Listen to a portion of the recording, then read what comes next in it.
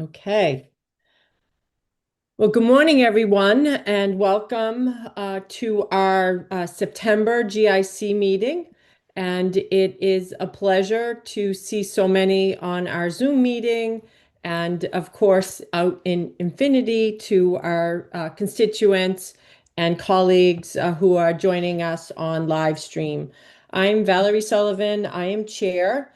And I am joined by our commission as well as our GIC staff. So I have with me today Vice Chair Bobby Kaplan, Dana Sullivan, designee for ANF, Rebecca Butler, designee for Division of Insurance. I have Toby Choate. I have Gerzino Garad. I have Eileen McEnany. I have Melissa Murphy Rodriguez. I have Kristen Pepin. I have Dean Robertson, and I also have Tim Sullivan. A couple of housekeeping on our commissioners.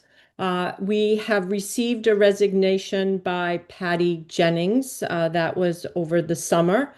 She has been a devoted colleague and commissioner since 2019, and we have enjoyed having her serve on our board, and we wish her only the best and thank her for her service.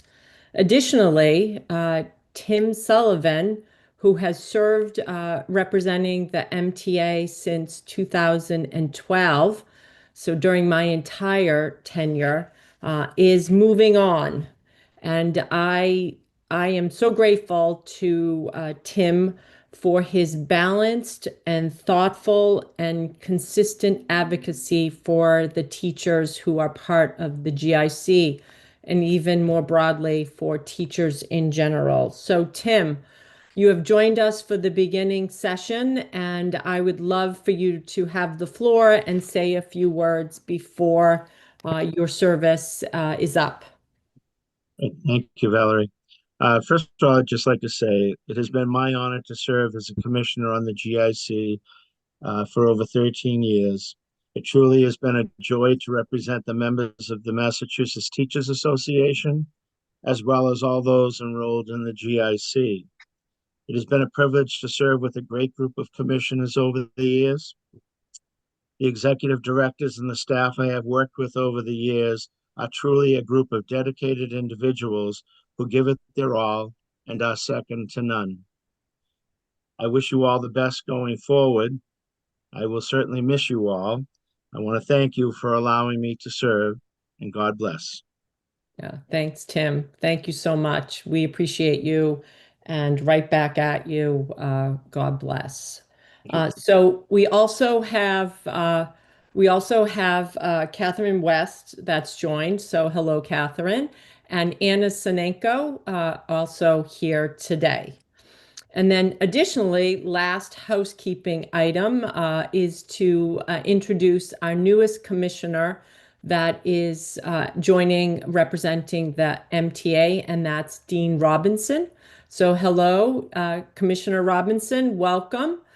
He serves as the chair of the Poli-Sci department at UMass and has a very impressive background.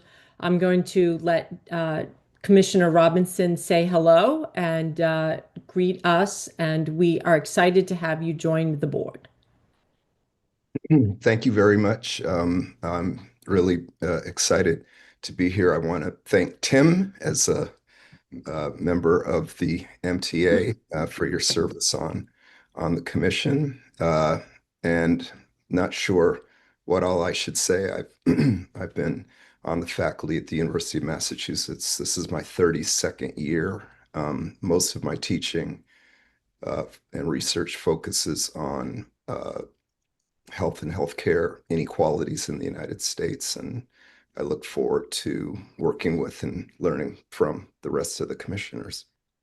Yeah, thank you. I had a chance to talk to Commissioner Robinson and was very excited about his depth of knowledge in healthcare. So we're thrilled to have you. So at this point, we haven't had additional commissioners join. So let me turn it over to Matt for a review of the agenda. It's incredibly packed. We are experiencing significant challenges with our costs for the GIC. So this is an important meeting. And Matt, I want to give the floor to you so that you can review our agenda. Thank you, Madam Chair. Before I do that, I just want to add my just very sincere note of thanks to Commissioner Tim Sullivan before we move on to the business and he leaves us. Just want to say that Tim has been an excellent partner, a real just a solid source of support for me, frankly, and just appreciate everything that you've done for the commission and for our members, Tim. And just personally, I will miss having the opportunity to work with you. And I wish you well, really wish you well. Hope you won't go too far. Thank you. You bet. All right, so on to today's agenda. First, we will begin with a CFO report from our interim budget director, Catherine Moore. She will be presenting on how we ended the previous fiscal year. Catherine will then present the IT trust fund authorization for a vote. You may remember that the last time we met, the commission voted to authorize some trust fund use for communications and some human resources needs. At that time, and we typically do those all in one package, but at the time we were still working with our colleagues at ANFIT to get a clearer picture of our IT costs to be projected for this year. And we needed a little bit more time to do that. And we expect we're going to need access to more funds than we have last year. And so we now return back to you for a vote for that. Lastly, we'll present an update on GLP-1 coverage medications and for specifically for weight loss and the financial challenges that are associated with those medications. There's no vote today, but we hope to have a thorough discussion with you, get your feedback before we proceed. So that is our agenda for today. All right, thanks, Matt. So at this time, it feels like summer was quick, but it was back in June that we had our last meeting. So at this point, I will entertain a motion to approve the minutes from our June 18th meeting. So moved.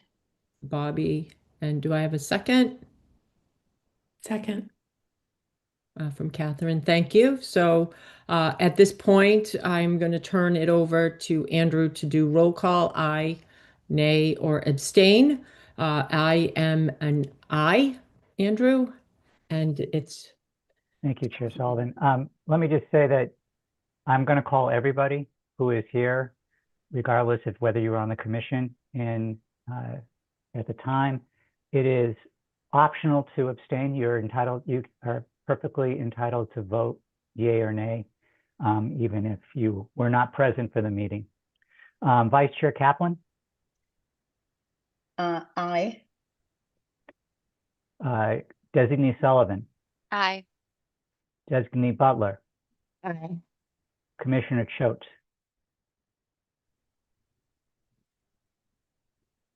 Aye. Thank you.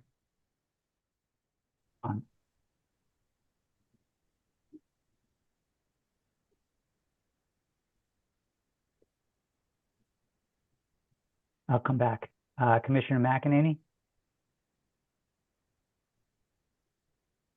Everybody's on mute.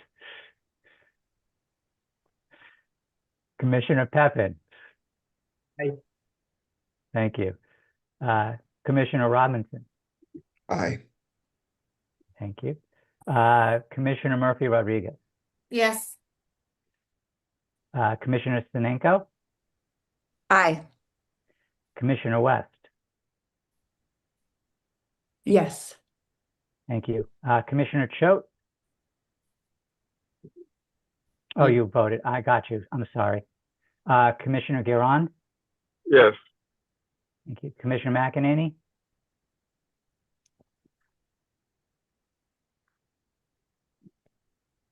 I know she's in transport. She might not be able to hear. The motion passes affirmatively by everyone who has voted, which was a majority. All right, thank you, Andrew. Now let's get into the meat of the presentation. So Matt, back over to you. Great, thank you, Madam Chair. So as we always do, I'll highlight a few items from the written Executive Director's report in your package. And I start with a somber and serious note. I want to take a moment to acknowledge the recent loss of a longtime member of the GIC family. In August, Min Dang, who worked in our mailroom for more than 41 years, tragically passed away in an accident. His loss was a shock to the entire GIC team and our family. Min was far more than a colleague. He was a fixture of our GIC community, someone whose presence made a quiet but lasting impact on everyone around him. For many employees, Min was the go-to person in the office, always ready with an answer, a solution, or a simple kind word, whether you needed help locating something or troubleshooting a stubborn piece of equipment. Min was there with patience and a warm smile. He will be remembered for the kindness, humility, and genuine care and dedication that he brought to his work and to those who worked with him. Our hearts are with Min's family during this difficult time, and we continue to carry the spirit of his service and compassion with us in the work that we do. So we wanted to start by acknowledging that. Hard to transition from that, but I will. So also on the human resources front, I'm pleased to share that Jennifer Hewitt will be joining the GIC as our new CFO on Monday. We're delighted that Jennifer is joining with us. She has experience at both the state and municipal level in management and finance, and brings with her a wealth of knowledge to the team. We look forward to having her at our October meeting, where she can introduce herself in more detail. So look forward, really looking forward to having Jennifer come on board. I also just want to say a note of deep appreciation for Catherine Moore, our budget director, who has stepped in as interim CFO after Jim's departure back in April. It has been a very busy and challenging time that Catherine has stepped in. She's a gem of a resource and just a gem of a person to work with, and we're just deeply grateful for Catherine stepping in and helping us get through some really difficult and challenging moments over the last several months, and doing so with just grace and a positive attitude and just a willingness to do all the work that needs to be done. So I just can't say enough about the work that Catherine has done during this time and during her entire tenure at the GIC. So thank you, Catherine. You'll hear from her in a moment. On the municipal front, we continue to work to onboard Reed's Collaborative, whose membership in the GIC is effective on January 1, 2026. So this is a mid-year addition of a municipality, which we have not had in quite some time. It's been a lot of work for the team, but I'm happy to say that is all going smoothly. So Reed's, we look forward to welcoming you. Additionally, over the summer, GIC staff became aware that a joint purchasing arrangement, JPA, called the Hampshire County Insurance Trust out in Western Mass. They have been facing some significant fiscal challenges that have been written about publicly and we learned about. In response, we've worked closely with the governor's office with our colleagues in other state agencies, with legislators representing the Western Mass area covered by the trust. And what we've wanted to do is offer support to municipal units in the trust that may be evaluating the GIC as an option. We reached out proactively to all 73 member units in the trust and have since engaged with a significant group of them, 41 units, 37 of which appear to be eligible and have an interest in learning more about the steps they can take to join the GIC. Thank you to Erica Schiavelli and to Morgan Simcoe, who hosted 2 informational webinars specifically for the members of this trust. We have not seen the municipal interest in joining the GIC at this level at any time before. So we are evaluating our procedures and our bandwidth to make sure that we can efficiently onboard any municipal entities from this group that may decide to join the GIC. So a lot of work happening on the municipal front. And then finally, as you'll see in the written report, our communications, operations, and IT staff have been working together to comply with a ruling from the U.S. Department of Justice under Title II, focused on the accessibility of web-based materials, this ruling mandates that all content and services that are offered online or in mobile applications by state entities such as the GIC are made accessible to people with disabilities. Due to the large number of documents that the GIC publishes online and through our online member tools, this is a very complex undertaking for the GIC staff and may require some additional resources to complete by the April 2026 deadline that has been issued by the DOJ. And you'll hear a little bit more about that from Catherine. So those are the highlights from the Executive Director's report. Before we move on, I'm happy to take questions on any of the items that I've discussed or that are in the report. All right. Well, hello, everyone. Do we have any? I don't see any hands up. Yes. Bobby's hand is up. Go ahead, Bobby. Hi. Good morning, everyone. Well, first, let me just wish Tim well. I wanted to, we worked together for a long, long time, and he's been invaluable, support and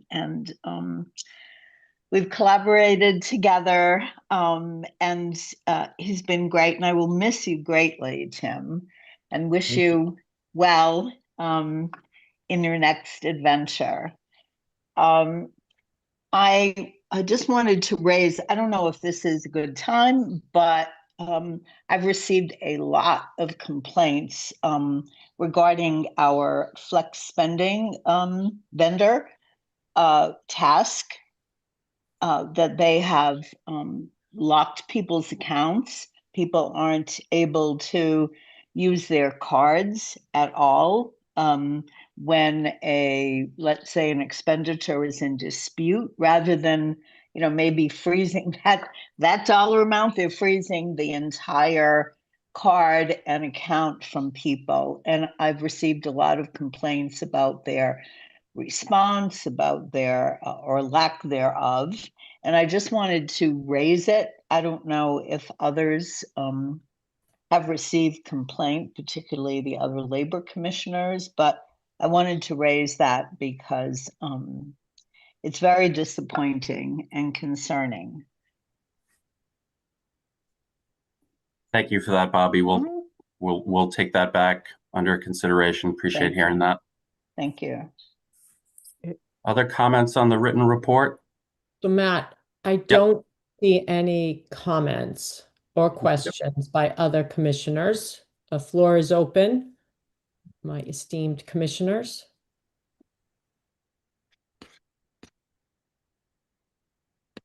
All right, if there's no further. Yeah, we're- so I'll just add, Matt, thank you for your empathetic leadership during a difficult time with Min's loss. You led with heart, you cared about the staff, and you made a legacy for an employee who served for many, many years. So kudos to you. I also want to thank Catherine Moore. It has always been a pleasure to have you servicing the GIC, and we appreciate you stepping in. And one question, that time-bound 2026 for the online access for disability, is there any thinking that that deadline might move? Because that is a big undertaking for the staff. So one, if there's no potential for the deadline moving, what do you need from us as commissioners to comply with that? Yeah, so Erica from our team has been working on this, and I see she's come off mute. Erica? Good morning, commissioners. Yeah, the deadline is rapidly approaching, and this is something we've been working on for some time, and of course, something that we strive to do anyway. So not just because of the ruling. I think that we're in pretty good shape to meet the deadline. And as Matt noted, we may request additional resources through the IT trust that Catherine's going to talk about to be able to complete that. But Leslie has been working really closely with our colleagues at ANFIP to make sure that we can make that deadline, and we're confident that we'll get there. Okay. All right. Thank you. I think this team knows I care deeply about engaging our members online. And so, anything that we can do to augment, enhance, drive close to 100% engagement online, I think helps our members be stronger, better, more engaged, and more educated. So, last thing on the municipalities. Matt, I think many of us are thrilled to hear that there are municipalities interested in joining. It's no surprise given their challenges with cost escalations. Uh, what could you or what do you need from us to maximize the size of the GIC for expanding clout? Is there anything you need from us to engage these municipalities so that they do effectively join and help us with more clout? It's a great question, and I think I'll defer to Erica to answer that. Of course, Morgan on the team, who, let me just say, like, Morgan has been fantastic in stepping in and just making an impact from day one on the team. So thank you, Morgan. She's been leading this effort, just bringing a lot of energy to it. We really would not have been able to do that without her arrival. With that, Erica, is there anything that you would want to add? I guess I would just say that,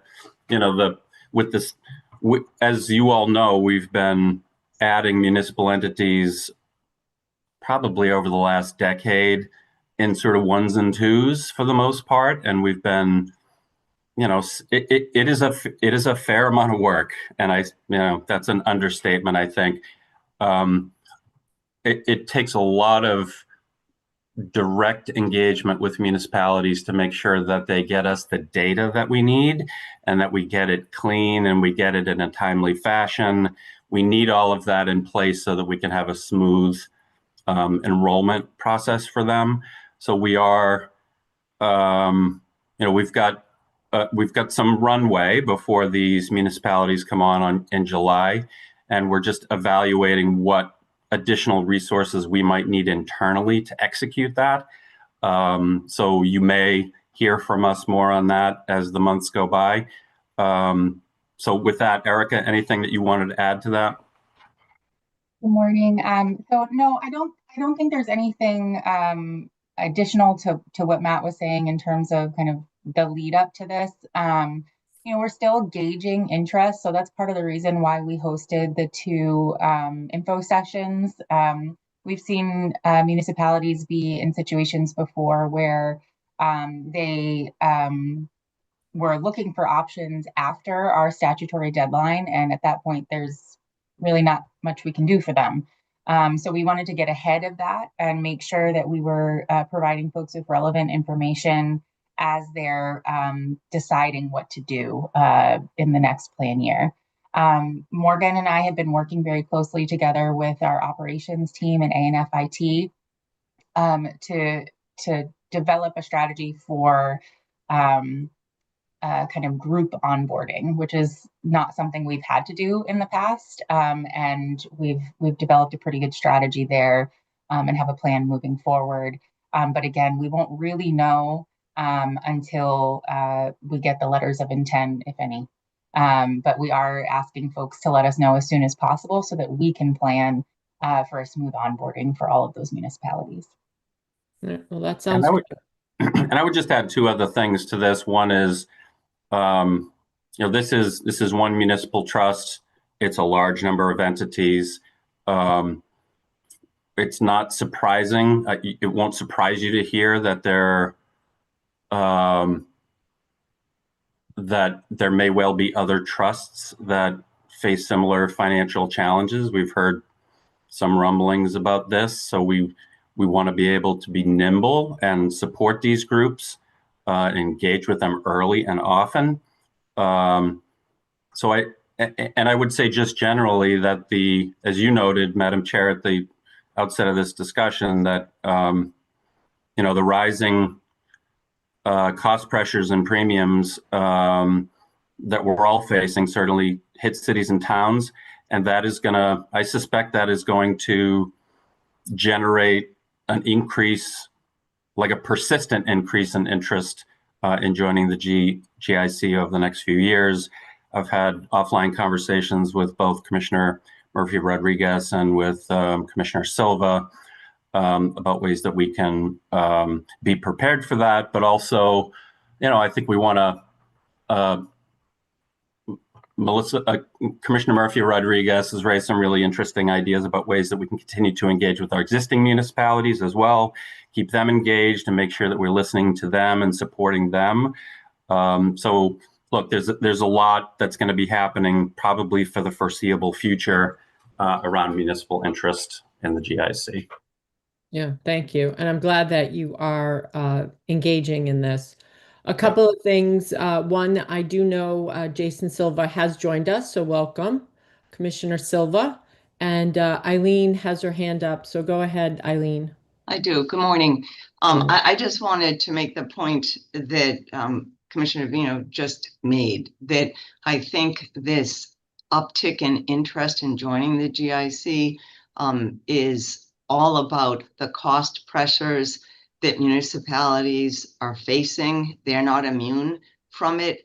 And I do hope, I know it's going to be a big part of the conversation we have a little later, but I guess I would just reiterate, as kind of the largest purchaser, I think, honestly, it's a cry for help. And I think the GIC is positioned to try to affect change, because the cost pressures keep coming at us, and I don't know that they're going to let up anytime soon. So this is really, to me, an opportunity to try to band together and think of ways that we can systematically change the way we purchase healthcare, because it's really not working for anyone. Yeah, it's a really good comment, Commissioner McEnany. I appreciate that. I will note that I am in pretty regular contact with former Commissioner Adam Chapdelaine, who now heads the MMA. I can tell you that their interest in broad discussions about healthcare affordability and potential policy that we could implement as a state to address these challenges. He actually invited me to be part of a panel discussion on these very challenges, which I'll be doing, I think it's the week after next. So another opportunity for us to engage with a number of municipalities.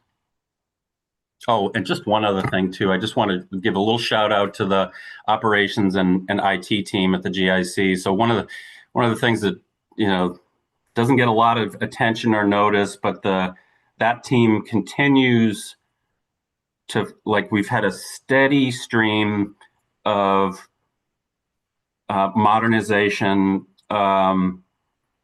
improvements to our process and to our systems that are really paying off here.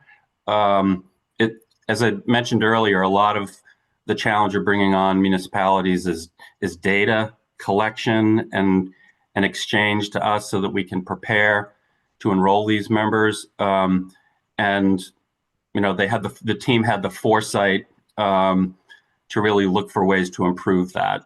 So we're going to continue to do that. Just wanted to give a shout out to the team for that. It positions us well. That's nice. Excellent. Very good job. Anyone else? Am I missing? Well, this is a good discussion, everyone. Thank you for your participation. Our commissioners who, weigh in, make our meeting and our work as valuable as possible. So thank you. So Matt, let's keep moving. Madam Chair, I think at this point we take a quick look. Sorry, bear with me. What do we have next? If someone can move to the next slide for me. Finance report. I think I heard that. Yep. Yes. So yeah, I'm sorry, happy to turn it over to Catherine Moore to walk us through the CFO report. So good morning, commissioners, and thank you, Chairperson Sullivan and Matt, for your kind words. Today, we're going to take a final walk through the GIC's FY25 budget. If you could advance one slide, please. We start with the monthly spending by vendor on slides 6 and 7, 6 being the state share. So these are the spending of appropriated funds. And then on the next slide is the enrollee share of spending. As you may recall from the June meeting, the GIC had received $240 million in supplemental funding for the main premium account. And many, many thanks to the governor and legislature for arranging that funding. We did wind up having to pend claims briefly in the spring that led to a technical issue that actually had prevented finance from paying all of its May invoices as it normally would have, so that May showed a surplus that wasn't truly a surplus of $2 million that had all the sort of money flowed the way it normally would have. It would have showed a $24.4 million deficit. If you can continue over to slide 9, please. In June, the technical issue was corrected, but it doesn't change the spending that we actually had. So you can see the issue graphically in the slide here, that May shows a modest surplus and June shows a substantial deficit. The true deficit for June was $25.1 million. And this is consistent with the pattern that Jim Rust had flagged starting in roughly December of 24. Throughout fiscal year 25, the GIC ran a deficit of roughly $20 million a month versus our appropriation. And that's what led us to the overall FY25 deficit of almost $240 million against our appropriated funds. Now, if you'll advance another slide, this shows the cumulative spending for the year. And as you can see, by the month of June, that gap between the budgeted funds and the actual funds had become rather substantial. And if you move forward one last slide, the FY25 deficit for the main premium account and state retiree benefit trust funds combined was 8.8% of the appropriation for those two accounts.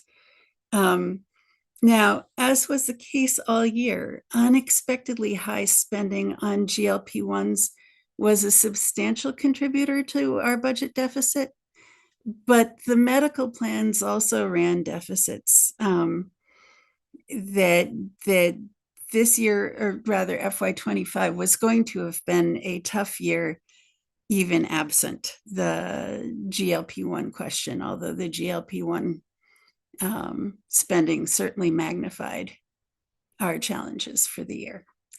And with that, does anyone have any questions?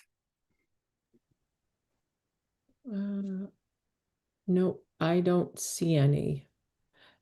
The only question I would have for you, Catherine, I'm not sure you can answer it. How are we tracking for this year? I know we're only a couple of months in, but do we have a sense, a flavor, if it's still at the 8.7% deficit, or is it getting closer to where we usually are, like 1 or 2% plus or minus? And anything to you? say? It's really, it is early for that. I'm working on the exercise of sort of figuring out what pattern of spending I expect to see for the year. Having said that, Matt will be talking about FY26 leading into the GLP-1 presentation later in the meeting. Okay. So I think if you wouldn't mind holding off until then, he's got some comments to share with you at that point. Okay, thank you. Okay. And at this point, I'd like to welcome Commissioner Edmonds. Hello, Jane. You've joined us. We're thrilled to see you. We have a new commissioner here, Dean Robinson. So Dean, Jane, say hello. Same with other commissioners who joined late. Okay, let's keep moving. Yeah, if I could, before we move off of this, just one note. So we, as Catherine noted, and commissioners may recall, I think it was as early as January that we were flagging, maybe even earlier, flagging our performance relative to budget that was showing a gap. We predicted at the time that we were going to be in need of that $240 million appropriation, and I can tell you that prediction back in January was 0.8% off of what of the reality and the reconciliation by the end of the year. So just that is not an easy thing to do, but it just highlights the work that Catherine and the team and Jim, when he was here, just wanted to note that. All right. Well, thanks, Matt. We might have some technical lag here because I inadvertently didn't see Catherine's hand along with Anna's. So why don't you go ahead, Catherine? Hello, and thanks for your input here. Good morning. Thank you, Madam Chair. Catherine, just one clarifying question for you on your last comment where you shared that the GLP-1s and the medical plans both ran deficits and that the GLP-1 magnified the losses. Can you please remind us back of the envelope what percentage the GLP-1s contributed versus the medical plans at a high level? That actually is something that I have been crafting. Well, I have some questions about that myself because figuring out drug costs is a little bit on the tricky side because there are rebates and pricing guarantees that go along with them. So it isn't a pure spending equation. And so I'm going to need assistance from our actuarial consultants and from our pharmacy benefit manager to get a good handle on that. But given the volume of deficit that I see on the drug side, I'm confident in saying that it can't all be GLP-1s. And then, of course, on the medical side, you can see we track spending by vendor. So it's relatively straightforward to say that our medical spending was around 4%, running about 4% deficit against what had been estimated in the premium development. Thank you. And to clarify, some of those numbers with the rebates that you'll be working on, will that be part of our next meeting as a commission, perhaps? I think yes, I think that we can have something to say on that along with the CFO report at the next meeting. Yeah, and a lot of those dynamics, rebates and some of the other kind of non-spending related aspects of the performance here are things that we often don't get a clearer picture on until well into the year, and in some cases after the conclusion of the year. It's one of the challenges of, as Catherine noted, of kind of monitoring real time and drawing conclusions real time about how our pharmacy benefit will perform. Great, thank you. So go ahead, Anna. Thank you. Yeah, thanks for this overview of last year's spending. And Catherine, I'm actually following your comment on what you were just sort of getting at, which is that I think that this high spending trend that we're seeing here at the GIC is being reflected like across the commercial market. Like in general, rates are up this year everywhere, and I think, like, on the order of sort of, we saw it here at the GSC, but it's sort of a market level problem. Why is commercial spending going up so much is like the question to be answering right now. And some of it is new, expensive, but very effective technologies like GLP-1s.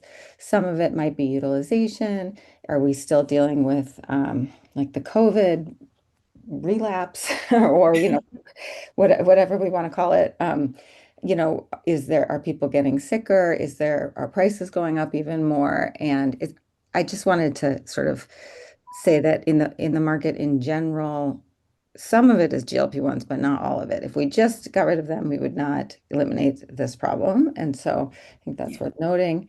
And also that, like, the GIC, like most large employers, are trying to figure out sort of what to do about these costs.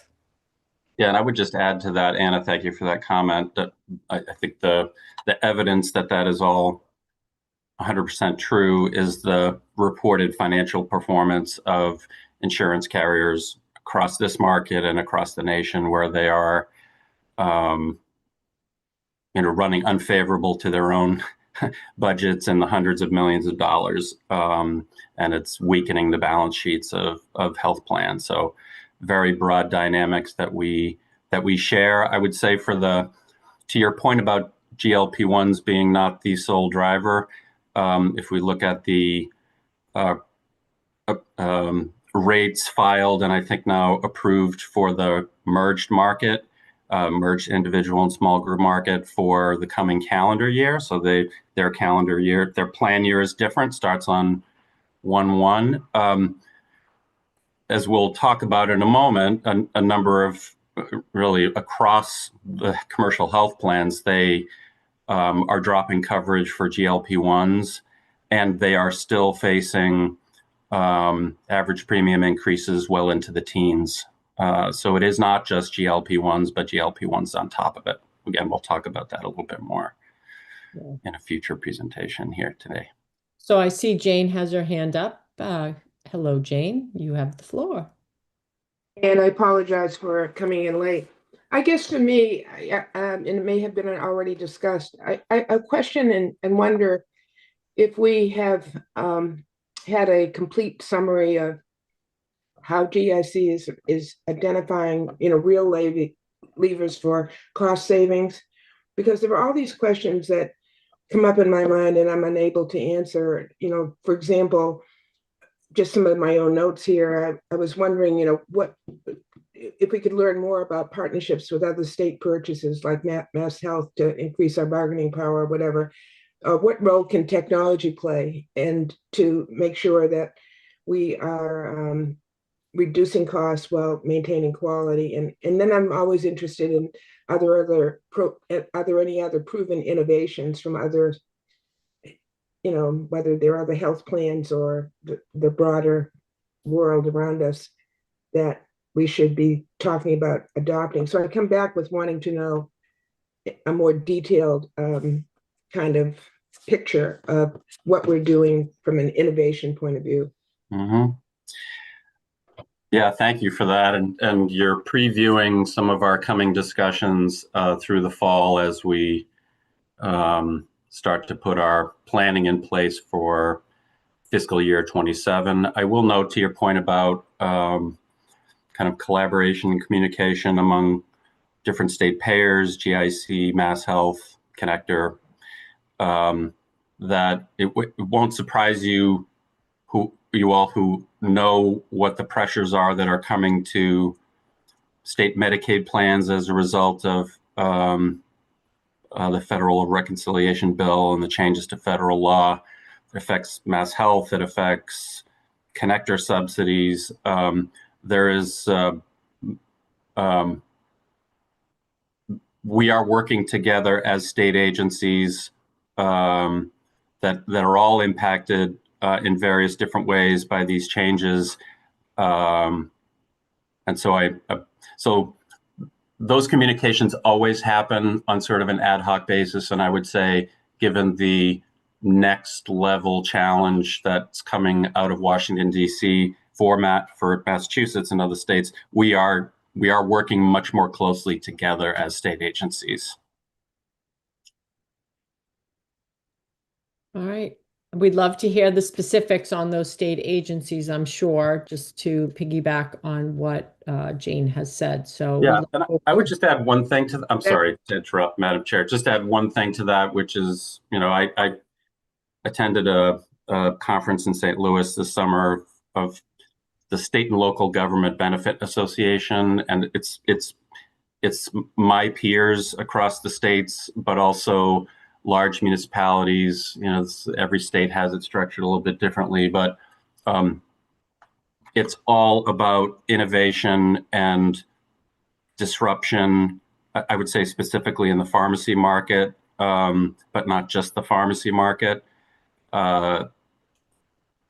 Everyone is struggling and looking for innovation and different strategies to bend this trend, and we're learning from those colleagues, and we will specifically be bringing some of those learnings to you over this year, and I'd say even beyond this year going forward. Yeah, I think, I just, Madam Chair, if I may, I just think it's really critical that we have as many specifics as a commission to understand that, because none of us are naive to the challenges and the escalating costs, and I think all of us want to make sure that we're delivering equity and access and quality of care for employees and retirees, which I represent.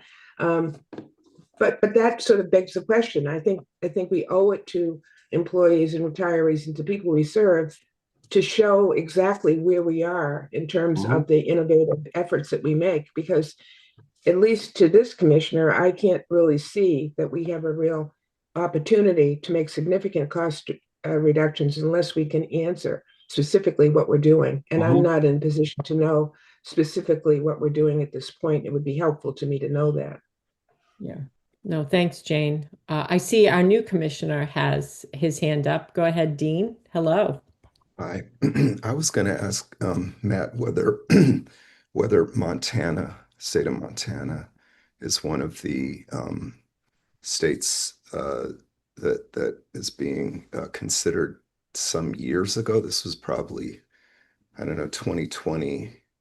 I spoke to Marilyn Bartlett, who was working for the state of Montana at the time, about instituting something like a reference-based model. I don't know what the schedule ended up being, but they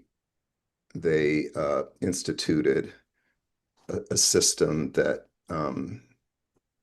pegged reimbursement rates in relationship to Medicare, and I don't remember what the percentage now. It's a lot of years ago, but that's the question. Is Montana potentially being looked at?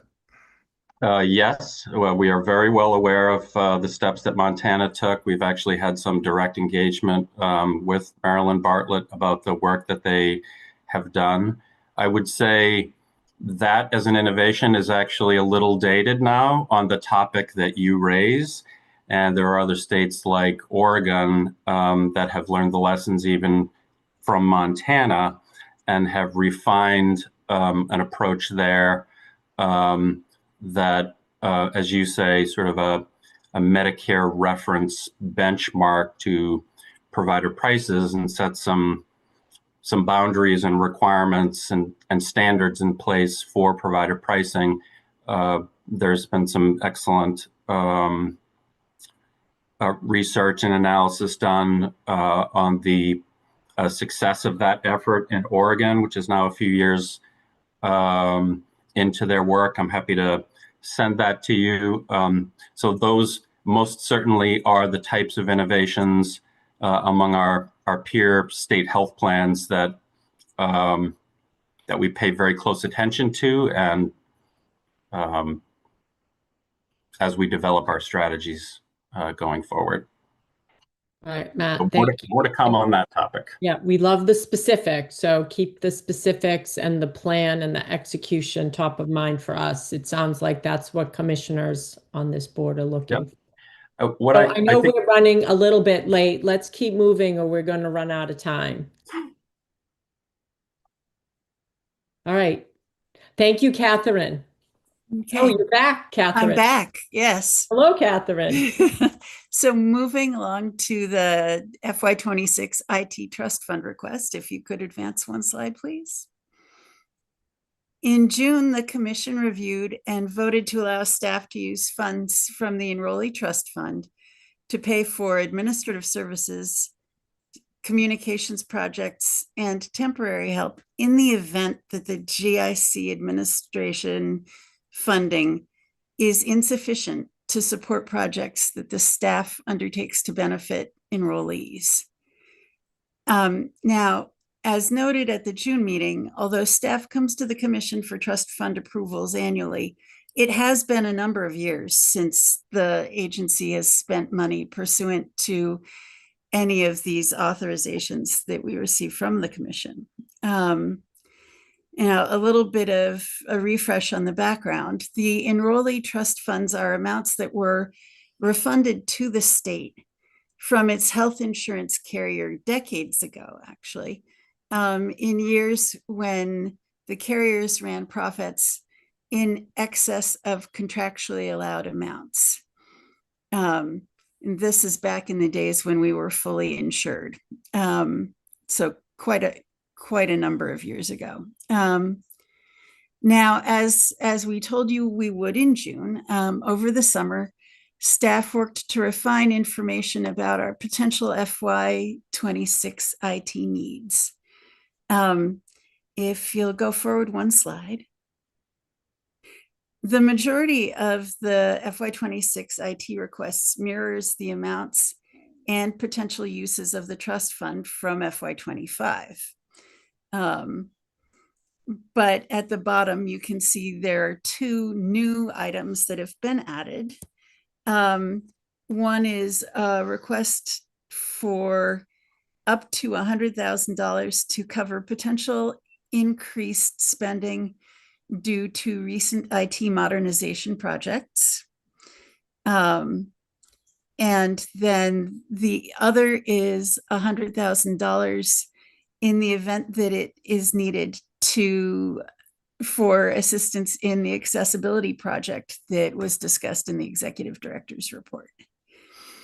So with that, we request a hair over $600,000 from you, again, for potential use in the event that we find that there are projects that are underfunded that would benefit from additional work in FY26. And with that, if anybody has any questions. Yeah, I just have a question. What is the current balance in the trust funds? The current balance in the trust fund is over $6 million. It is still modest relative to our number of members, which is 450,000 roughly, and individuals. But it is, in aggregate, it is a substantial amount of money. Thanks. Thank you. I don't see any other questions. And this seems like a reasonable request and a needed amount of funds to execute on, especially the accessibility with the deadline. So still don't see any hands up. So I will, at this point, entertain a motion to approve this request. Motion to approve. Toby. Second? Second, Bobby. So at this point, if we go to the next slide, let's take a vote to authorize the commission, the chief financial officer, to use these funds to be used as they laid out, as requested, not definite, but as requested, they have this opportunity to use. So at this point, I'm going to turn it over to Andrew to take a roll call. I'm an aye. And let's. Thank you, Chair. To Andrew. Vice Chair Kaplan. Aye. Designee Sullivan. Aye. Designee Butler. Aye. Commissioner Choate. Aye. Commissioner Edmonds.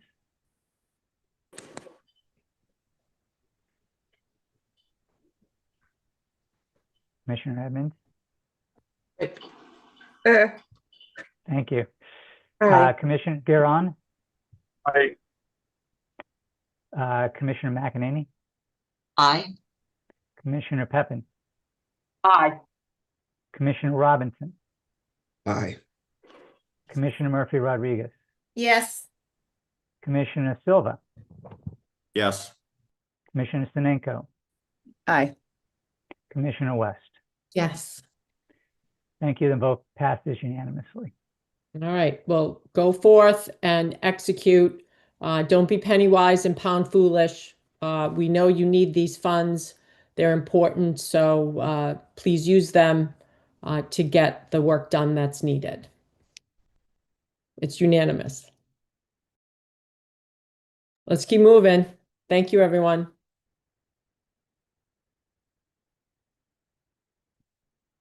All right, Sorry. so Thank you, Madam Chair. Oh, proceed. want to keep it moving. Yes, We're of running a little course. behind. Yep, thank you. So we'll try to speed this up a little bit. If we can move to the next slide, we're dig into the meat of our GLP-1 presentation. So today we're going to dive back into this topic that's been on a lot of minds lately, GLP-1s for weight loss. We're all very familiar with the cost burden that these drugs have placed on premiums, but I hope we also have a deep appreciation of the extraordinary clinical value that these drugs represent and the meaningful impacts on health overall for our members and everywhere. Of course, if GLP-1s arrived at a time when broader healthcare costs were stable, this might be a different solution, but it does arrive at a time when our cost drivers are all ramping up and the state's budget picture also becomes more complicated. So making a change in course here on how we manage these drugs is not something we consider lightly, but it has become clear that maintaining the status quo for coverage of these drugs is really no longer viable. So the team has been very hard at work on some options on how we can tackle this. We're eager to lay those out for you. If by the end of this discussion we've made your heads hurt a bit and you feel uneasy about how we approach this, then I think we will have achieved our goal for this presentation. On to the next slide, please. So I'm going to start off, and then I'm going to hand it over to Margaret. I'm going to talk about the financial impact and some of the financial dynamics around these drugs. We really want to make sure you understand both aspects of this challenge. So there are several factors that drive our performance relative to budget. We've talked about some of those already. in the CFO report. So marketplace shifts, changes in our trend, those can create budget deficiencies as we saw last year. But there are also decisions by policymakers in the crafting of the budget that also impact our budget challenge. And this year, there are two of those elements in play. So the first is that there was a proposal for a change in the premium contribution splits in the governor's proposed budget. And there was a, so that the savings from that potential policy change was carried forward into the budget, but the change in policy, which required a change in budget language, did not happen. So we've baked in the savings, but we've not made the change. That leads to a deficiency. Second, we have, of course, what we've all talked about already, which is the veto to the GIC's healthcare claims line item in the amount of $27.5 million that also requires some legislative change for us to consider. And so the governor has, in addition, filed in a separate bill language that would allow the commission to make a mid-year change to our benefits and eliminate coverage for GLP-1s for weight loss starting on January 1st. So we don't yet have that authority from the legislature. It's unclear when or if we will get that, but we need to prepare for that possibility. And if we are to make that change for January 1st, we need to make that decision as a commission by our October meeting. So more to come as we head into our October meeting. But these combined policy decisions in the budget give us a budget that is essentially deficient from our projected spend by about $77 million.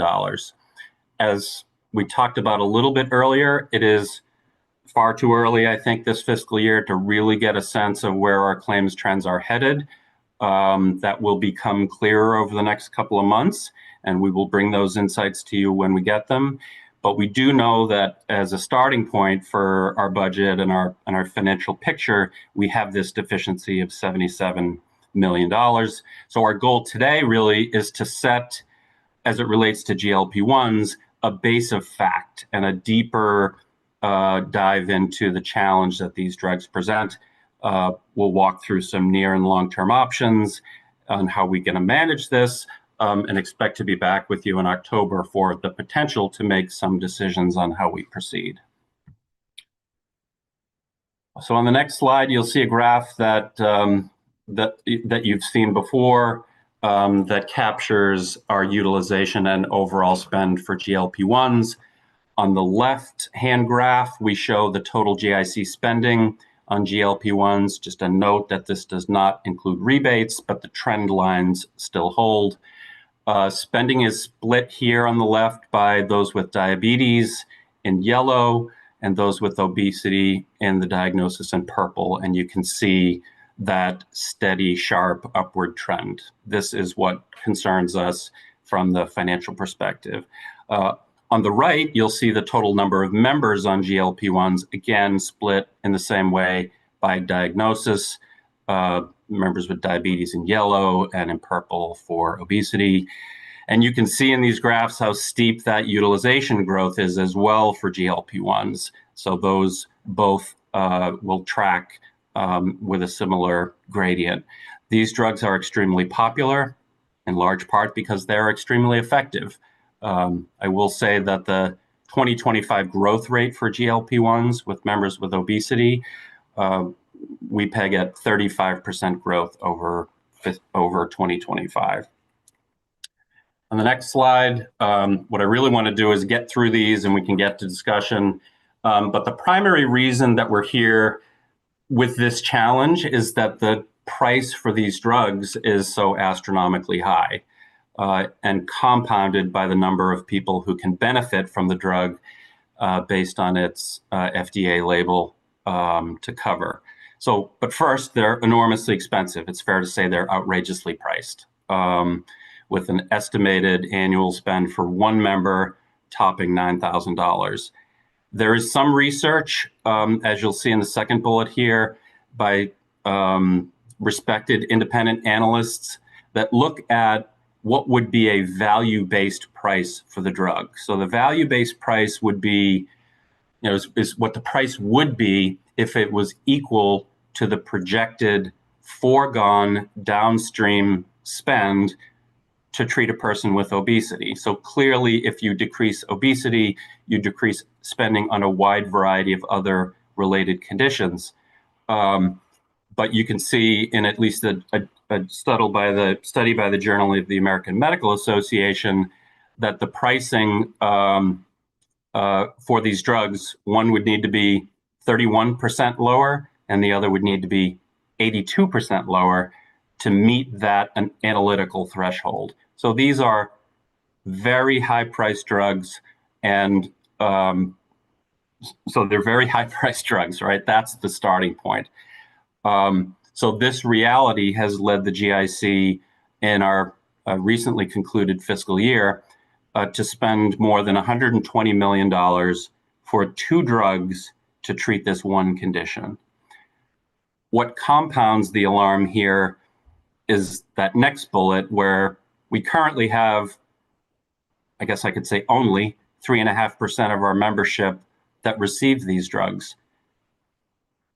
Obesity as a condition in Massachusetts among adults is projected to be around 27%. So you can see the potential, the vast potential for increased use of these drugs and a continuation of those trend lines. So you'll recall that our premium increase for fiscal 26 was 11.7%. Our projected spend for GLP-1s accounts for between 1/4 and 1/3 of that increase. So without GLP-1s, our rates would have been significantly, or the increase would have been significantly lower. So that's why we are here today, to dig into this more deeply. The financial challenge is profound, clearly, and it's leading health benefit sponsors like the GIC and all across the country to consider serious measures to manage this spend. Jane, I see you have your hand up. Go ahead. Madam Chair, thank you. When you talk about the 3.5% that will benefit from these drugs, which of course are costly, it would help me to know, what does the demographic profile look like of that 3.5%? In other words, I want to know these are human beings, and I want to get a real sense of the impact of any possible decision that we're making. Yeah, so Margaret's going to speak to that a little bit in her slides, but I anticipate that we're going to have more to say about that as we come into the October meeting. But that dynamic, I can tell you, is very much on our minds. Yeah. Yeah, thank you, Jane. So are we going to get into the meat of the presentation, or do you still have more, Matt, to set this up? A little bit more for me before I hand it over to Margaret. Okay. I'm almost done here. I think the next slide is my last slide before I do that. So as you can see, the coverage landscape for these drugs is shifting dramatically across the country, and here in Massachusetts, we've already touched on that a little bit. This graph shows the number of states that cover GLP-1s for weight loss in the magenta color, and those that do not cover these drugs in blue. I would just note in that box in the lower right that both Ohio and Idaho, while they show here in magenta, have more recently made this change. So 16 of the, I guess, probably 50, I think it's 50, right? Should be 50 states, state employee health plans are covering these drugs today. The national map for Medicaid coverage is even decidedly more blue and less magenta, as a number of Medicaid, state Medicaid plans have made that change already. And I would just say briefly, we don't have a graphic here for Massachusetts, but we've already talked about the health plans in Massachusetts in the commercial side that have dropped coverage for GLP-1s, and Mass Health Medicaid which has covered these drugs in the past, covered both of the drugs with pretty wide access when they first came to market. They also have had to take some really substantial steps to scale back coverage and access for these drugs. So the market is sort of shifting a good deal at the same time, even just over the last 8 months or so. So that concludes my presentation, the profound financial challenge, why it's important for us to consider taking the different steps. And now I want to turn it over to Margaret for the next piece. Bobby, I see you have your hand up. Do you want to ask that now, or do you want to have Margaret start the presentation? Potentially, you might have your question answered. I just want, well, I actually wanted to know whether all those, the 36 states that don't cover, provide coverage, did they at one time provide coverage, or they never provided coverage? Yeah, that's a good question, and it's a mix of both. There were a number of states that had statutory prohibitions in place for covering drugs for weight loss, I think reflecting really an outdated understanding that these are purely for cosmetic purposes, but those prohibitions led them to never cover these drugs. A good number of I don't know the specific breakdown, but a number of the others had coverage and eliminated coverage, North Carolina being one that's gotten a good deal of attention. So it's a mix. Okay, thank you. And I just wanted to comment that when you're talking about taking a vote next month, I don't know how we can vote without knowing what's going to happen with that bill, whether that bill is going to pass. I'm very hesitant, let's say, to take a vote on something that we don't know what's going to happen, because I represent people who need coverage, and we all know, though, I don't want to go into a whole harangue about that, but I am very hesitant that we take a vote before we know the status of that bill, whether it's even likely to pass.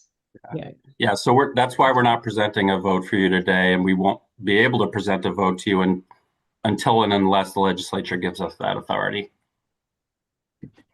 Yeah, you make a good point, Bobby, that we probably should have clarified. We cannot take a vote unless that legislation passed that allows us to take the vote.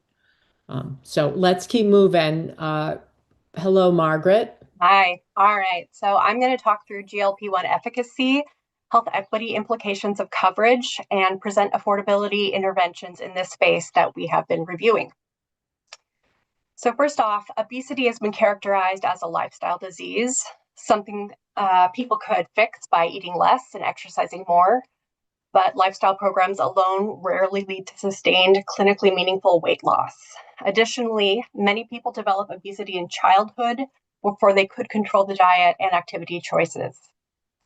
The American Medical Association recognized obesity as a chronic disease in 2013. Today, it is best understood as a chronic, relapsing disease with metabolic and neurohormonal drivers. When people with obesity cut calories, many report persistent intrusive thoughts about food or food noise that make it hard to focus on anything else. With weight loss, the body has a decreased metabolic rate where energy expenditure drops more than expected for the new lower body size. As a result, many regain weight even while eating fewer calories. A well-known example comes from studies of The Biggest Loser. The participants 6 years after the show, despite major ongoing lifestyle efforts, many had regained weight and showed a persistent reduction in resting metabolic rate. The two effective ways of losing weight each address the underlying biologic causes of obesity. So there's bariatric surgery that works not only through mechanical effects, restriction of intestinal rerouting, but also by changing the gut-brain signals. After procedures such as Roux-en-Y gastric bypass and sleeve gastrectomy, hormones like GLP-1s rise. Ghrelin, a hunger signal, often falls. These changes reduce hunger and improve the sense of being full. GLP-1 medications act similarly in the brain to reduce appetite and in the gut to slow gastric emptying. and this helps people eat less to lose weight. So here on this slide, we have listed the 3 GLP-1s that are currently approved for weight loss. You'll see Saxenda here. It's a daily injection associated with roughly a 5% reduction in weight. You'll see Wegovy, a weekly injection associated with roughly 15% reduction in weight, and Zepbound, also a weekly injection associated with roughly 21% reduction on weight. They all have varying efficacy for obesity, but you can see that they are efficacious, particularly Wegovy and Zepbound. And of course, you'll remember that CVS excluded Zepbound from our formulary with a few exceptions effective July of this year. So our members, for the most part, are on Wegovy now.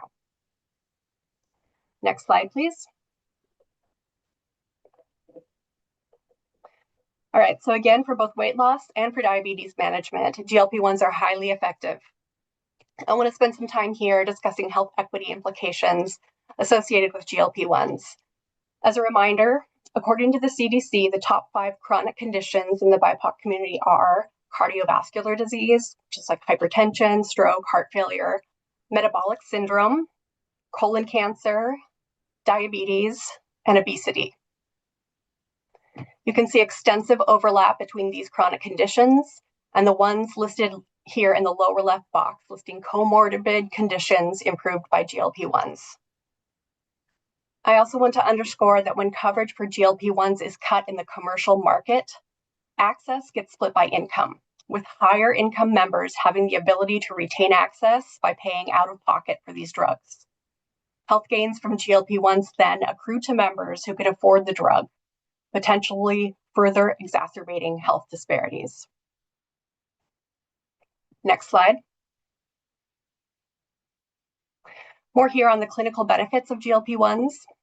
A March study in the Journal of the American Medical Association Health Forum compares the efficacy of GLP-1s, specifically tirzepatide, which is Zepbound, and semaglutide, which is Wegovy, here in the dark blue and magenta on the left, relative to the prior generation of anti-obesity medicines, here in pink and purple on the graph.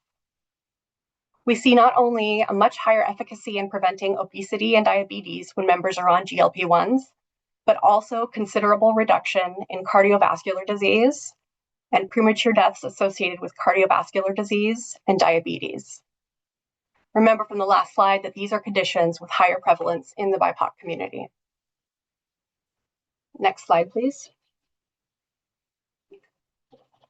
All right, as I'm sure you're all aware, we've recently seen expanded indications for GLP-1s, including Wegovy, being recently approved by the FDA for heart failure and MASH, which is a type of fatty liver disease.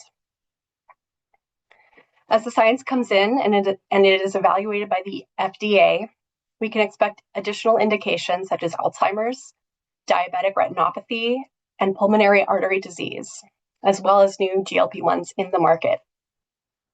I'll note that as additional indications are approved by the FDA, we can expect utilization to increase, and we will spend more on this drug, further exacerbating affordability challenges. Given the efficacy and the high price of GLP-1s, you may be wondering about what generics and when they will come, what generics there may be and when they will come on the market. There is a generic for Saxenda. That's the daily injectable associated with 5% reduction in weight. Again, compared to Wegovy at 15 and Zepbound at 21. That is a highly inferior drug, however. So as for Wegovy and Zepbound, realistically, we're talking about generics in roughly the mid to late 2030s.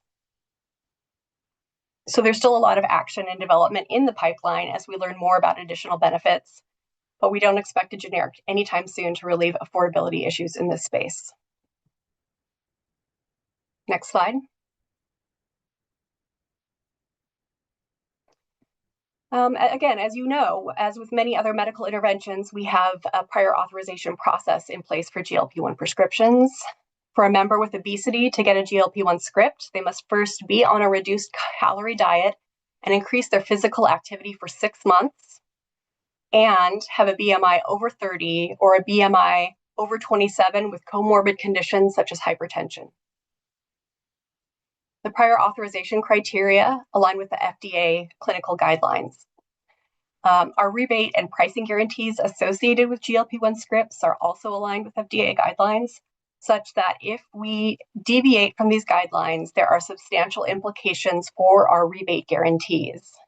This will become important in the next slide, where I will discuss possible cost savings interventions. And next slide, please. Having now discussed both affordability challenges associated with GLP-1s, as well as the equity impact and efficacy of these drugs, I'm going to walk through the various interventions we have evaluated to provide cost savings and protect coverage. On this slide, you can see 5 types of interventions or modifications to GLP-1 eligibility that we have evaluated. Those listed at the top of this grid provide less access across our membership, and as we go down the grid, the intervention provides more access but less savings. Starting at the top, of course, if we stop coverage for obesity, we will save money, but we will also lose the health gains associated with these medications. Should we drop coverage for obesity, we can expect that a portion of the membership will maintain coverage by moving to other indications such as diabetes. It's also likely that members who can afford to pay out of pocket will continue on the drug, with related health gains accruing to this group. One row down, we could bring in a weight loss management vendor to work with our members who are taking GLP-1s for obesity. We have interviewed 4 such vendors and expect that we would see some savings from this approach. Across the vendors that we've interviewed, the majority of savings associated with their programs comes from what's known as the walkaway rate. What I mean by this term is that vendors have mandatory clinical supports that are part of the program. These are like virtual visits with dietitians and personal trainers. If members do not complete the minimum number of threshold of visits for the weight support program, they are not eligible to continue on GLP-1s. This is not to say that vendors only facilitate members dropping coverage. They also provide support in the form of clinical specialists and education, but that is not where the savings comes from. The saving comes from the walkaway rate. We also contemplated raising the BMI threshold to qualify for coverage, such as moving the threshold up to a BMI of 35. When we ran the numbers for this eligibility change, we found that we would actually lose money with this approach. In our contract with CVS, our rebates for GLP-1s are tied to maintaining coverage in line with FDA guidelines. You'll remember from the last slide that the guidelines for an obesity prescription are a BMI of 30 or above, or 27 and above with comorbidities. The data that we've reviewed as of today show that should we deviate from these guidelines, our loss in rebates outstrips the savings associated with raising these thresholds. This is the reality of our current PBM contract and was also experienced by the GIC equivalent in Connecticut, who raised BMI thresholds and lost money. In the next row, you can see that we contemplated freezing coverage for obesity and limiting it only to those who are currently on the drug. This approach also deviates from clinical guidelines, and present analyses show that similar to the problem with raising the BMI threshold, we would actually lose money through rebates, more money through rebates than we would save. And finally, in the last row, this is status quo, maintaining coverage at current levels for obesity. Remember, our 2025 growth rate for obesity, for GLP-1s for members with obesity is at 35% through June. We expect prescription growth to continue, which of course means continued spending increases. And I can take questions before passing back to Matt. Perfect. Go ahead, Eileen. Hi, sorry, I have to jump off in about 3 minutes, but I did want to just get a clarification. So, we have to find savings because the governor essentially, there's a deficit, I think you said, of 77 million when we consider the changes, but we could find that elsewhere in the GIC budget. I guess I just want clarification. It doesn't necessarily have to come from the GLP-1 savings. Is that true? Matt, do you want to speak to that? Yeah, generally that is true. As I suspect commissioners are well aware, our ability to make significant changes that like mid-year that mitigate trend are fairly limited, right? We create a benefit, we offer it to our members in the form of a coverage policy that they can anticipate having over the course of the coming 12 months. That said, the answer to your question is yes, we do. There are other things that we can do and are contemplating and may very well bring to you in October that don't relate to GLP-1s, but those options are very limited. Thank you.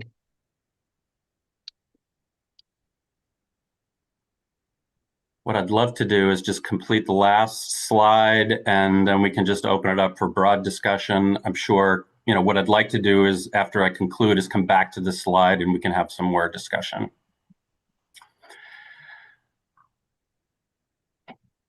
So on the next slide, you'll see, as Margaret noted at several points in evaluating those steps, we are in many places constrained by the structure of our contract with CVS. So first I want to note here that we are in year 3 of our contract with CVS. FY27 will be the first of 2 optional extension years. And it is, I think, important to note that our contract with CVS brings us a great deal of financial value and benefit. I think without that contract, we would be seeing considerably higher premium increases over the last several years. But along with that deal, you can see that we have limited flexibility to do some things that we would otherwise do, utilizing some of the traditional tools that health plans can use to manage cost. If we consider limiting access to those with a higher BMI, we lose some rebate revenue, and sometimes it actually leads to us spending more. If we were to consider raising cost sharing or changing a copay tier, anything of that variety beyond the CVS formulary, we risk losing those financial benefits elsewhere in the contract. So what I want you to hear is this is not a knock on CVS, as it's how we have contracted with them, and it contracted with them to get the best possible financial arrangement for the pharmacy benefit, and I stand by that contract. But there is no question that it ties our hands in some respects on how we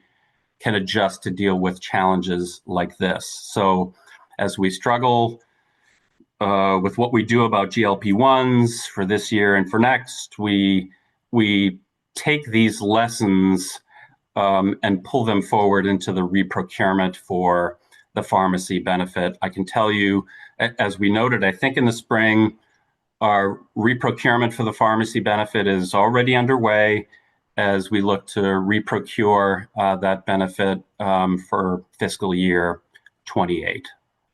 So the last slide is just a kind of summary next step slide. I won't spend a lot of time on it. We over the coming weeks, we will monitor activity in the legislature. That will determine whether we can or cannot take a vote in October to eliminate coverage mid-year, as the governor has suggested we consider. We will continue the evaluation of the 4 weight management program vendors that Margaret talked about. We're going to determine the savings and value that we may be able to obtain there, while we also consider other potential steps, to Eileen's point, to manage our budget deficiency for this year. So all of this stuff, we're preparing options and gearing up for an October meeting where we'll be coming back to you likely for some action. So that concludes the presentation. I think it might be helpful at this point to maybe bring back up that slide of various options, but happy to proceed in a way that facilitates some dialogue. We're eager to get your feedback on how we can think about these things over the coming weeks in preparing for October. Yeah, I don't see any questions. I know Eileen had to leave, but I do. I have a question. Yeah, go ahead, Toby. It's clarification. Matt, did I understand properly that because of our CVS contract, we couldn't reduce the eligibility requirements based on the BMI? In other words, we have to Right. maintain 21? Is that what it is? We we can do that, but we risk losing financial benefit elsewhere in the contract. I'm sorry, Margaret, go ahead. Yeah, we're really looking at the data carefully here. The preliminary data that we have shows that the rebates lost would outstrip in the savings gained by changing the eligibility requirements. We are pushing on that, and we will have more data around it Okay. in October, but that's where we are right now. Yeah. Okay. Yeah, thanks, Toby. Thanks, Margaret. Dean, I see you have your hand up. Go ahead. Yeah, sorry, did I hear that copyrights for the most efficacious drugs go till the 2030s? That's right. So the patents for Wegovy and Zepbound are tied up. I would say, the mid to late 2030s based on the latest information. So, that just says that generics are not going to get us out of this affordability crisis with respect to GLP-1s. Yeah. Certainly not in the near term. I will just note that we do expect other manufacturers or prescription drug manufacturers to bring other branded products into the market. I think that's likely to happen given the profitability of these drugs to those that currently produce them. Whenever there is more options in the market, even if it's other branded options, it does give us the ability through CVS to essentially play them off each other and negotiate better deals. Can I just ask a follow-up? Please. And I mean, this is admittedly far-fetched, but I'm sure that there are countries, Canada, there are maybe the Veterans Health Administration is getting lower prices on these drugs. Is there a path toward regulating price I mean, we're being asked to essentially limit access. Like, what way would we come up to limit the availability, which is a terrible thing? Yeah. Mhm. So Is there a path toward a different schedule on pricing? Yeah. I think that we do have some thoughts on that matter.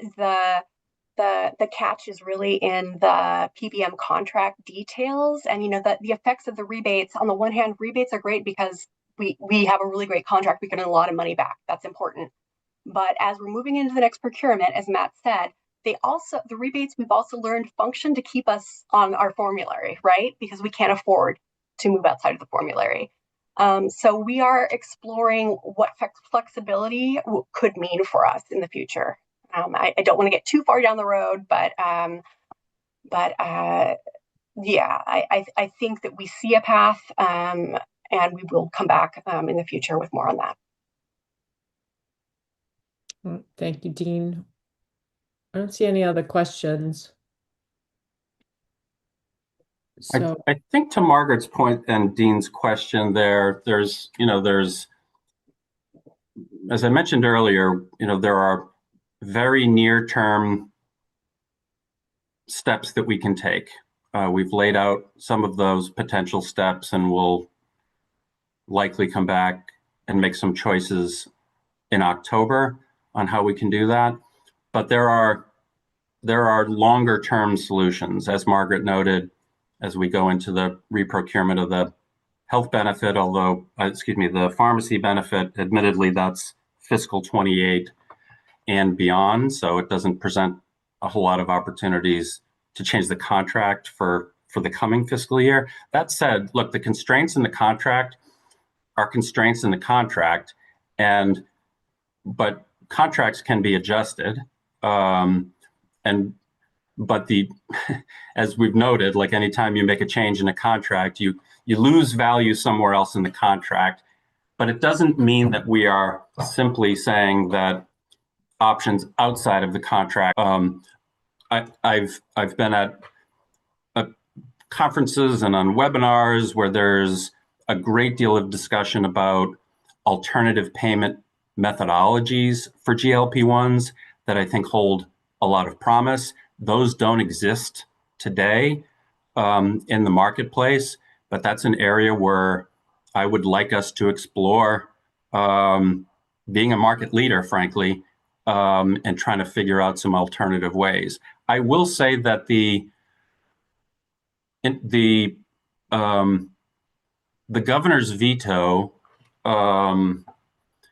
changes a bit of the leverage dynamic here, which may be favorable to us. So a manufacturer of these drugs that covers 17,000 GIC members today is now at risk of losing that volume and essentially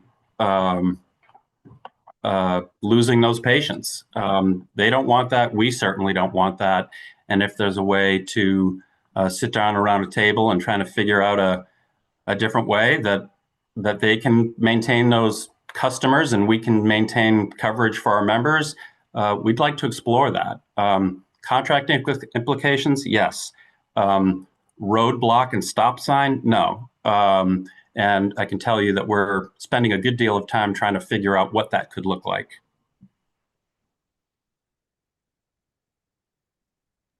Well, thank you, Matt. I don't see any other conversation. This has been very helpful. Thank you, Margaret. I do hear other commissioners and myself looking for a plan, a specific plan with details and execution to meet the $77 million budget deficit that the governor has put forth to this challenge for GIC staff and our commissioners. So we appreciate the hard work. We look forward to a plan, look forward to a timeline for execution, and we appreciate you looking at all options in an expeditious fashion. So let's move on. I don't think we have any other agenda items. We are at the end, unless there's anyone who wants to bring up some business. Can I say one thing? Absolutely, Toby. Having been through this kind of once before, and I know there's probably some other commissioners, but I'm sure there'll be a lot of good ideas, and specificity makes a big difference. But you know, when you change things, there's winners and losers. You know, perceived winners and losers, and we got to be willing to chat about that too. You know, when you reduce something or you change the way something's done, I remember that there was always winners and losers, and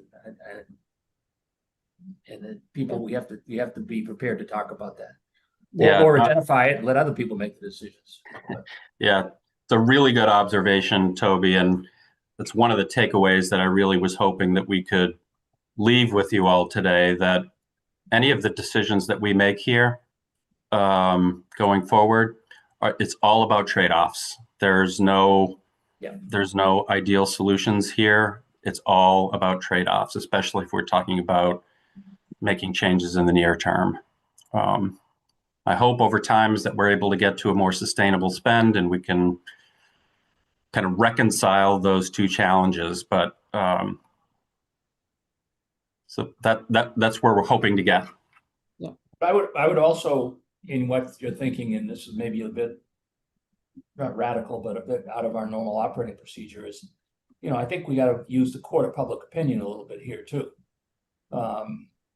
In terms of whatever that area is, in terms of, you know, that CVS contract, you know, I mean, they're ripe to be a target. And the others is the providers, you know, we normally have, you know, so I just think those are important. I mean, last on my list that I would vote to change for would be changes that would impact the beneficiaries. Yeah. Thank you, Toby. Dean, I see you have your hand up. You're on mute still. thinking about a observation that Commissioner Anna, not sure how to say her last name, Seneko, yeah. Seneko made about, pressures across the board, and that these weight loss drugs in particular are presenting problems, for the private sector as well as the public sector. So I'm wondering too if there's, I don't know what that would be, but um, a different level of policy that might address this class of drugs specifically. So that's not exactly a question, but just a thought that I'm sharing. Yeah, Yeah. there's, yeah, actually, it's a great point, Dean. And look, this is a feature of a market that exists within a regulatory framework, and regulatory frameworks are made to be changed. I would say for prescription drugs, the regulatory framework largely exists at the national level, which doesn't, frankly, leave me particularly hopeful that that is a path that we can expect to have a lot of assistance on. I will note that Medicare has made the decision not to cover these drugs for weight loss.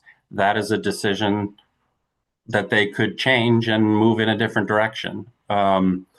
I do suspect, and in one of Margaret's slides, I believe she mentioned the fact that one of the drugs, Wegovy, which was first to market, is likely to be identified as one of the drugs that could be subject to a negotiated price with Medicare. So that may change. I think all of those are all of the potential remedies on a policy perspective at the national level, I'm afraid, are sort of longer term for us.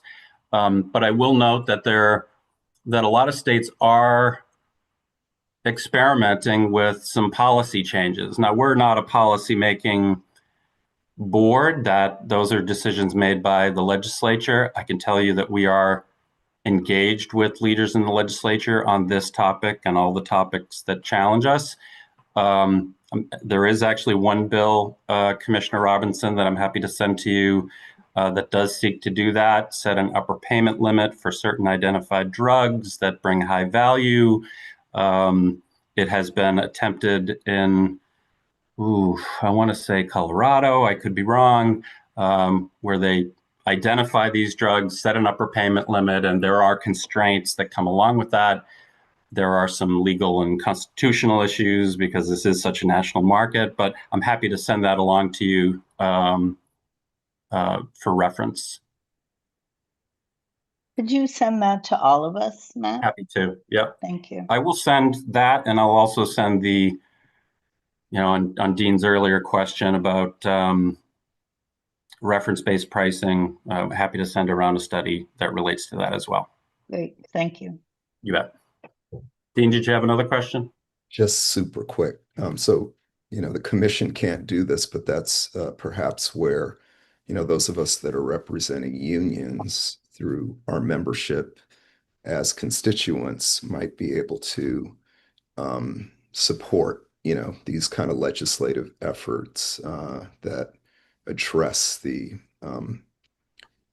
higher than required price, I'll put it that way, for these weight loss drugs.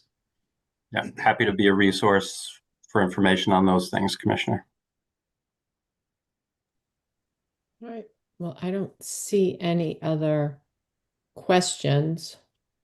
I'd like to suggest that we take off our business as usual hats, and I know that's what's happening, and look at innovation and be as thoughtful as possible in terms of innovative technological solutions, because they do exist. There is talk about new models of PBMs that eliminate rebates. Feels like it's extortion, these rebates. They handcuff us. And so I encourage us to, be open-minded to new innovation. along with, a definite plan to execute. And even if it's not going to get us at the $77 million deficit, it needs to be now. Action is now. The governor has spoken. We need to take action to stem the tide. And I am looking forward to October's meeting where we learn more. So it'll be a busy month, and I appreciate everyone's efforts. So want to make sure we note the hard work that's happening. Margaret presented us the output of that work, but there's so many others who are doing the work. And I know, Matt, you are leading it at the helm with conviction and a thought towards execution. So thank you. So at this point, I will entertain a motion to adjourn. Motion to moved. adjourn. Yeah. So moved. So all of us say aye, and we'll see you Aye. next month. Aye. Aye. Thank you all. All right, bye, everyone. Aye.